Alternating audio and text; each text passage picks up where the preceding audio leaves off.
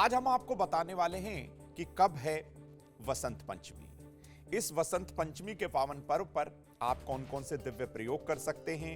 इस वसंत पंचमी की महिमा के साथ ही हम आपको बताएंगे कि कौन कौन से योग इस दिन बन रहे हैं। इस बार की वसंत पंचमी पर कैसे भगवती का आशीर्वाद आप और आपके परिवार पर होगा, आपको बताने का प्रयास करेंगे। विषय की ओर आते हैं और आपको बताते हैं कि कब है वसंत पंचमी, इसकी महिमा क्या है, कौन कौन से योग बन रहे हैं। सबसे पहले ये समझते हैं। देखिए, माघ मास की शुक्ल पक्ष की पंचमी तिथि को देवी सरस्वती की उपासना की जाती है, उनकी पूजा अर्चना की जाती है। सरस्वती उपासना के इस महापर्व को वसंत पंचमी कहते हैं। साल का विशेष शुभ काल होने के कारण, वैसे तो साल में बहुत सारे समय ऐसे होते हैं जो शुभ होते हैं, लेकिन साल का विशेष शुभ काल होता है ये। इसी कारण इसे अभूज मुहूर्त कहा जाता है। आपने सुना भी होगा, अभूज साया भी इस दिन होता है। इस मुहूर्त में विवाह के कार्य, निर्माण के कार्य और अन्य बहुत सारे शुभ कार्य किए जाते हैं। इतना महत्वपूर्ण ये समय होता है।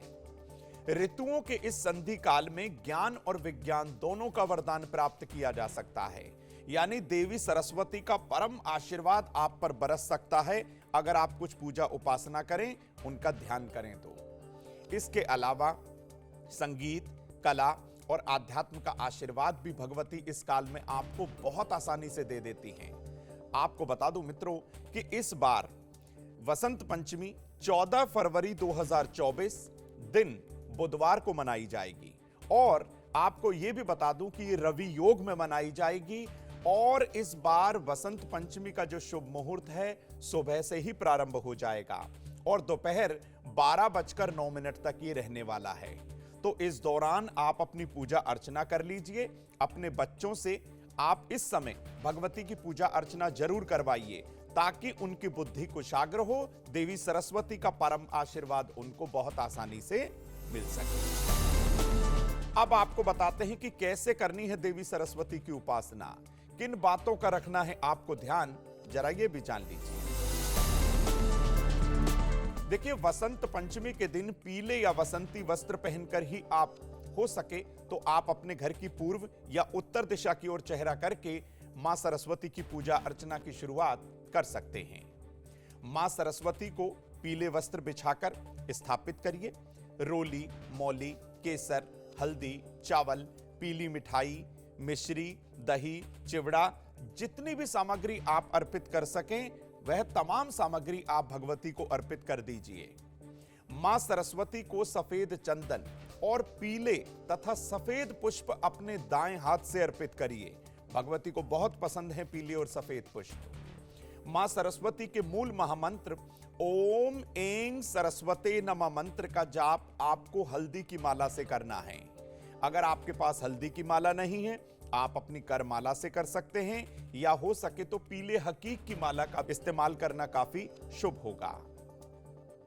हल्दी की माला से अगर आप ओम ऐं सरस्वते नमः का जाप करें तो आप इसे हमेशा संभाल कर रखिए।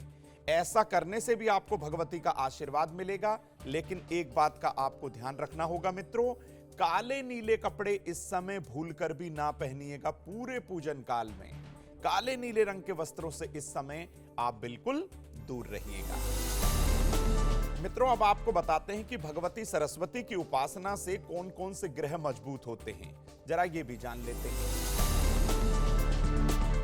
देखिए, वैसे तो मां सरस्वती के आशीर्वाद से अगर आपकी कुंडली का कोई ग्रह कमजोर है तो वो बलवान हो सकता है। विशेष तौर पे कुंडली में अगर बुध कमजोर है तो भाई बुद्धि कमजोर हो जाती है, आप सही डिसीजन नहीं ले पाते, विद्या में आपका मन नहीं लग पाता। विशेष तौर पर जो स्टूडेंट्स हैं, जो छात्र हैं, उनका जो है प्रतिस्पर्धा में सफल होना बड़ा मुश्किल हो जाता है। तो ऐसे में क्या करना है, मां सरस्वती की उपासना करिए। देवी भगवती को, सरस्वती को हरे फल सब्जी अर्पित करिए। ऐसा करने से आपको लाभ हो सकता है। और बच्चों से ऐं नमः मंत्र का कम से कम 108 बार जाप जरूर कराइए। अगर बच्चों की कुंडली या आपकी कुंडली में देवगुरु बृहस्पति या शुक्र कमजोर हैं तो भाई विद्या प्राप्ति में बाधा आएगी। विवाह में मुश्किलें होंगी, दाम्पत्य जीवन में बहुत सारी मुश्किलें हो जाएंगी, उठापटक हो जाएगी। तो ऐसे में भी इनकी उपासना आपको करनी चाहिए। सफेद मिठाई आप इन्हें अर्पित करिए और उस मिठाई का दान कर दीजिए। जरूरतमंद कन्याओं के विवाह में कुछ पैसे देकर, कुछ सामग्री देकर, कुछ कपड़े देकर आप उनकी मदद जरूर करिए। मित्रों, आज हमने आपको बताया कि कैसे करनी है सरस्वती वंदना के दिन आपको भगवती की उपासना, कैसे महासरस्वती प्रसन्न हो सकती हैं आपके इस छोटे से उपाय से, यह हमने आपको बता दिया।